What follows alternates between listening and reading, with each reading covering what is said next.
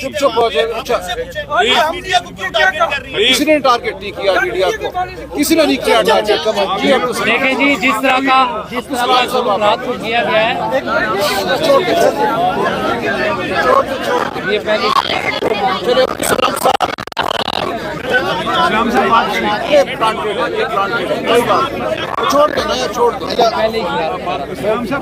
Aleema Fauzia from public TV से ये बताइएगा कि आप तीनों बहनें काफ़ी टाइम से टारगेट हो चुकी हैं, आप पे अंडे भी फेंके गए और उसके बाद से हम देखते हैं मुख्तलिफ इस तरह के क्वेश्चन भी होते हैं। ये बताइएगा कि एक तो ये वजह शायद ये लग रही है कि बगैर सेंसर किए आप खान साहब की सारी बातें जो हैं बाहर आके बयान कर देती हैं।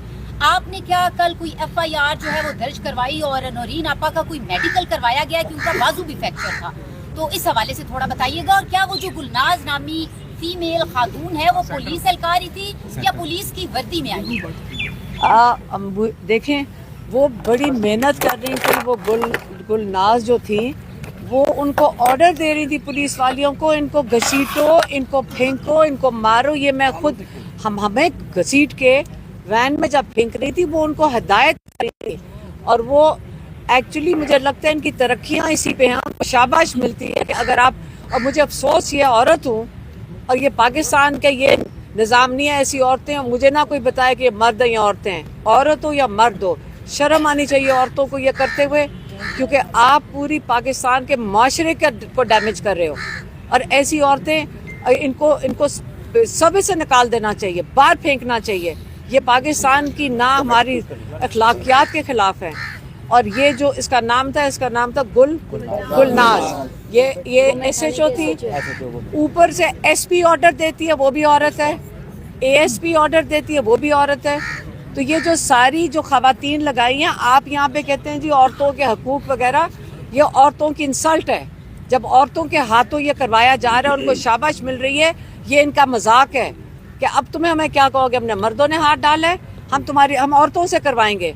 ये औरतों की इंसल्ट है, इनको निकाल के बाहर फेंकना चाहिए सर्विस से। एक दूसरा जो आपने क्या पूछा था, अस्पताल गई थी नौरीन आपा? हम अस्पताल गए थे, हम पॉली क्लिनिक इनको लेके गए थे, इनके बाजू सूजे हुए थे, उनका एक्सरे करवाया, क्योंकि जैसे कहा कि इनका पहले फ्रैक्चर हो चुके हैं। उन्होंने एग्जामिन किया, सोज पड़ी हुई थी, शुक्र है बाजू दोबारा टूटा नहीं, बस इतना ही अल्लाह का शुक्र है। और लेकिन उन्होंने कहा था किसी थाने में जाकर, अब हम पॉली क्लिनिक में 3:30 बजे सुबह को थे, तो उन्होंने कहा पता नहीं किसी थाने में जाकर वो क्या होता है FIR करें।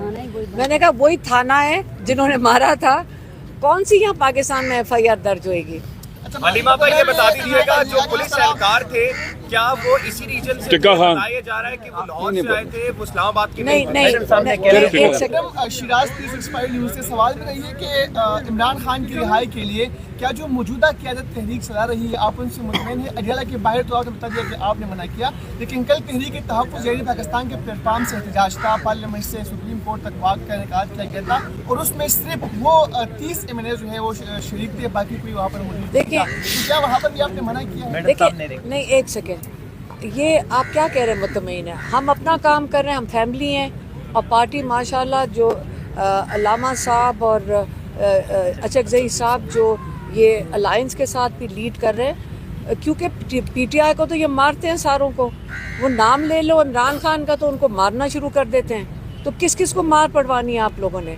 तो इसलिए जब इन अलायंस ने माशाल्लाह मूवमेंट शुरू की है, हमने भी कहा है कि जहाँ आप जाएंगे, अब हम सब मुत्तहद खड़े हैं, सब इकट्ठा पाकिस्तान को मिलके करना पड़ेगा। क्या हो गया, सारों को मारे खानी है यहाँ बैठकर, सारों को मरवाने? मजलूमियत की बात की तो पाकिस्तानी कौम कब से मजलूम है? क्या पूरा कौम मजलूम है? और किसके हाथों मजलूम है? और क्या जो कौम है मतलब उसको फिर करना क्या चाहिए? अगर इस दौरान अल्लाह ना करे कि खास सब हो जाता है, सारी कौम मजलूम है, तो आप क्या करना चाहते हैं? क्या करें? चलिए साहब, आपसे मेरा सवाल है कि मरियम नवाज कल के वाक़े के हवाले से आप लोगों ने ज़िम्मेदार ठहराया है, तो क्या मरियम नवाज के पास इतना अख्तियार है?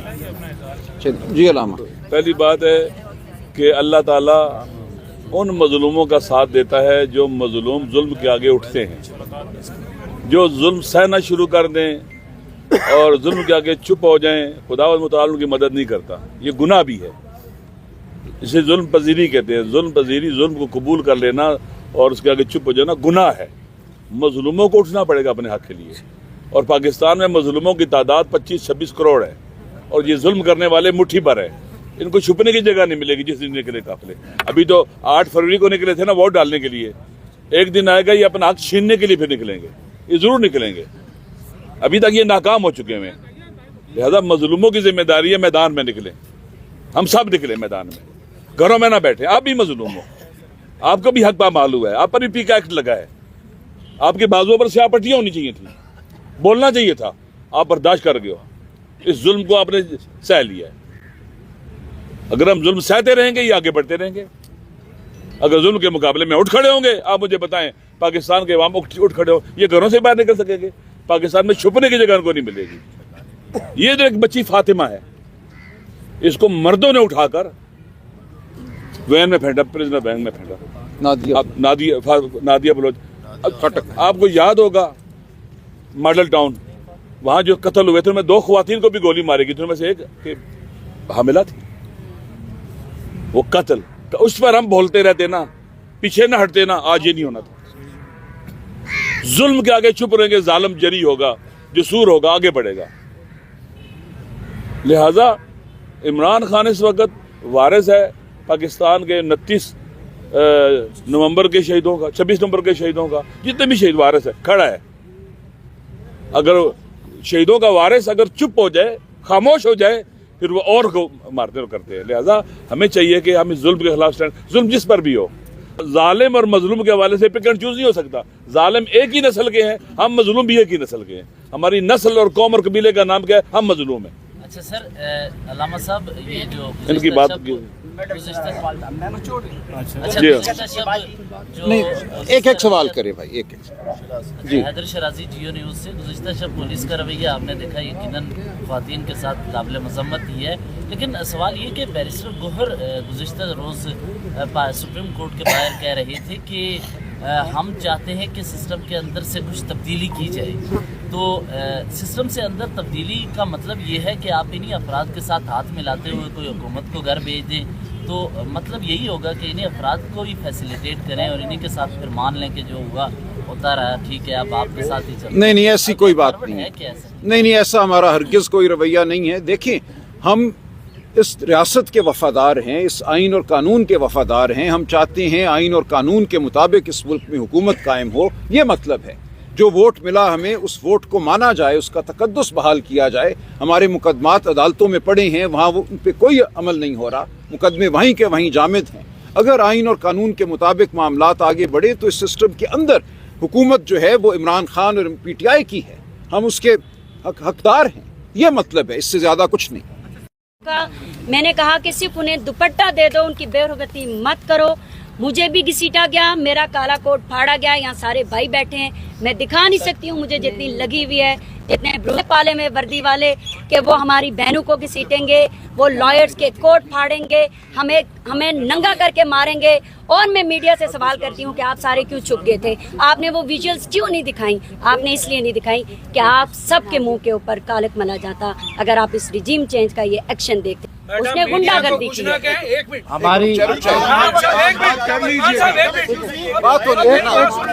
وکلا کے حوالے سے وکلا کو کالے کوٹ کو ننگی گالیاں دی ادھر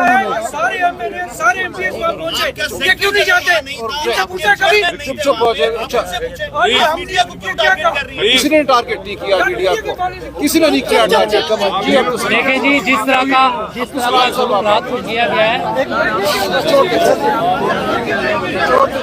یہ پہلی